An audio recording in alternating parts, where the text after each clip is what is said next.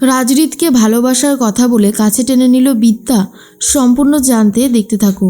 গল্পের শুরুতেই দেখা যায় মনে মনে একটা কথাই ভাবছিল রাজরিত, যেভাবেই হোক বিদ্যাকে স্ত্রীর সম্মানটা দেবেই। আর এর মধ্যেই বিদ্যা চলে এসেছিল পিজিতে।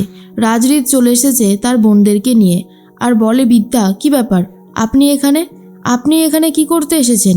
রাজরিত বলে, দেখো তুমি তো যাবে না বলে ঠিক করেছো, তাই আমি ঠিক করেছি যত নিয়ম কানুন আছে সব কিছু এখানে পালন করা হবে তোমার সামনে।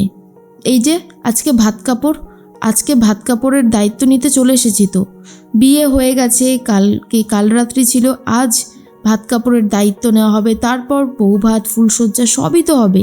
এরপর বিদ্যা বলে, দেখুন আপনাকে আমি আগেও বলেছি আর এখনও বলছি, দয়া করে আপনি এখান থেকে চলে যান, কারণ আপনি যেটা চাইছেন সেটা কখনোই সম্ভব নয়, সেটা কখনো হবে না। তাই আপনাকে আমি আগেই বলেছিলাম চলে যেতে, কিন্তু আপনি তো দেখছি কোনো কথাই শুনতে চাইছেন না। তখন রাজরিত বলে, বিদ্যা আমি তোমাকে ভালোবাসি, যাকে ভালোবাসি তাকেই তো ঘরের বউ করে নিয়ে যেতে এসেছিলাম। তুমি কেন এমনটা করছো বলো তো, কিসের জন্য করছো? কিন্তু বিদ্যা তখন বলে, হয় না, এই সম্পর্ক কোনোভাবেই জোড়া লাগে না, কারণ আপনি আমার বোনের হবু বর ছিলেন আর আমার বোন আপনাকে নিয়ে অলরেডি স্বপ্ন দেখা শুরু করে দিয়েছিল। তার স্বপ্নটা এইভাবে আপনি ভেঙে দিয়েছেন আর এখন বলছেন আমাকে আপনাদের বাড়ির বউ করে নিয়ে যাবেন, সেটা কখনো সম্ভব নয়। বোনের স্বপ্নগুলোকে ভেঙে দিয়ে নিজের স্বপ্ন আমি পূরণ করতে পারবো না।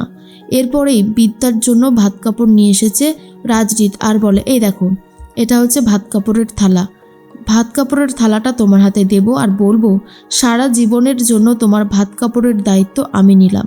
এরপর বিদ্যা বলে, আমি একজন আত্মনির্ভর মেয়ে যে সমস্ত কাজবাজ করতে পারে। রাজরিত তখন একটা কথাই বারবার বলতে থাকে যে, দেখো আমি তো তোমাকে ভালোবেসেছি আর আমি তোমাকে বিয়ে করতে চাই, তো অসুবিধাটা কোথায় হয়েছে? এরপরেই যখন বিদ্যাকে ভাত কাপড়টা দিতে যাবে, ঠিক সেই মুহূর্তেই দেখা যায় ভাত কাপড়ের থালাটা ফেলে দেয় রাজরিতের বাবা রাজদেব চ্যাটার্জি।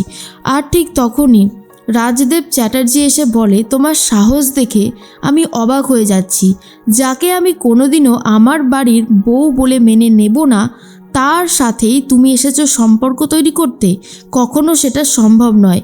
এই বলেই ঠাস করে চড় মেরে দেয় রাজরিতকে বিদ্যার সামনেই। এরপরে রাজরিত বলে, ড্যাডি তুমি এটা কি করলে? ঠিক সেই মুহূর্তেই রাজদেব চ্যাটার্জি বলে, যা করেছি একদম ঠিক কাজ করেছি, কোনো কিছু ভুল করেছি বলে তো অন্তত আমার মনে হয় না। এরপরে প্রফেসর বিবি বলে, আপনারা কি ভাবছেন যে এইভাবে একাডেমি করে কলেজের হস্টেলগুলোকে ভাঙবেন? সেটা হবে না।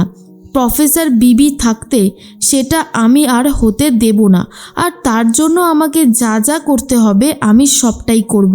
ঠিক তখনই রাজদেব চ্যাটার্জি বলে, প্রফেসর বিবি, এই বলেই প্রফেসর বিবির গায়েও হাত তুলতে গিয়েছিল। তখনই বিদ্যা হাতটা ধরে নেয় আর বলে, দেব নাকি একটা এফআইআর করে? পঙ্কজ খাসনবিশকে বললে বুঝতে পারছেন কি হতে চলেছে আপনার? জাস্ট আপনি ভাবতে পারবেন না। আপনাকে কিন্তু থানা পুলিশের সাথে দৌড়াদৌড়ি করতে হবে। আপনার সাহস হয় কী করে যে আপনি আমার গায়ে হাত তুললেন?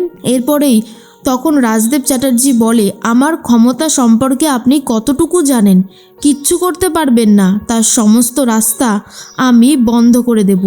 এরপরেই প্রফেসর বিবি একটা কথা বলে যে, আপনি ওই জমিতে পা দিয়ে দেখান, যদি ওই জমিতে আপনি পা দিয়ে দেখাতে পারেন তবে আমি আর কিচ্ছু করব না, সব কিছু একেবারে মেনে নেব। ঠিক সেই মুহূর্তেই রাজদেব চ্যাটার্জি বলে, পা তো দেবই আর ভাঙবো, পারবেন না কিছু করতে। ঠিক সেই মুহূর্তে রাজরিত বলে, ড্যাডি তুমি হোস্টেলগুলো ভাঙবে না, আর কত কুকীর্তি করবে বলো তো?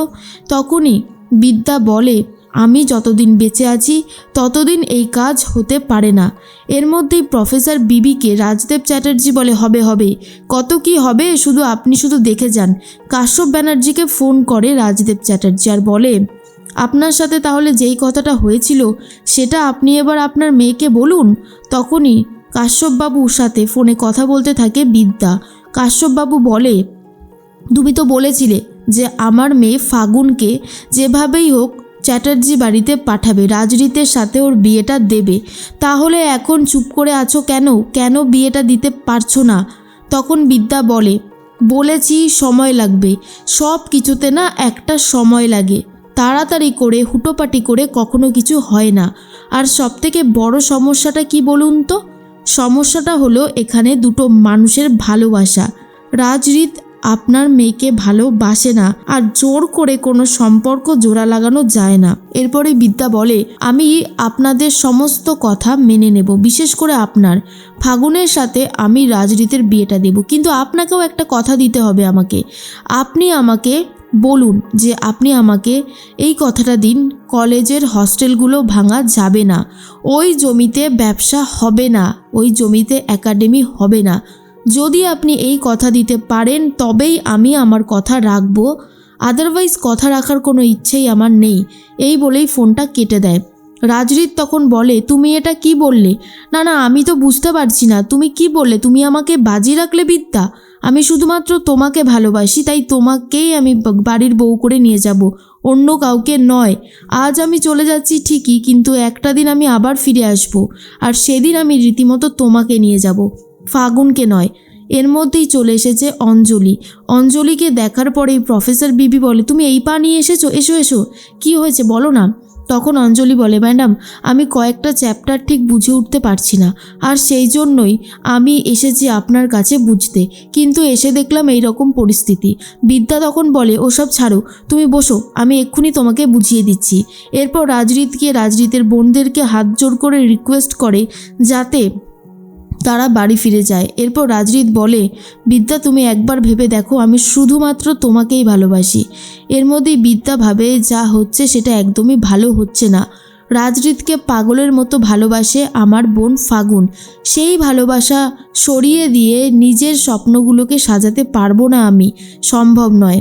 এরপরই প্রফেসর বিবি একটা চাল চালে, আর রাজরীত বারবার করে ভালোবাসার কথা বলতে থাকলে প্রফেসর বিবিও রাজরীতকে আই লাভ ইউ বলে দেয়, আর আমিও আপনাকে ভালোবাসি।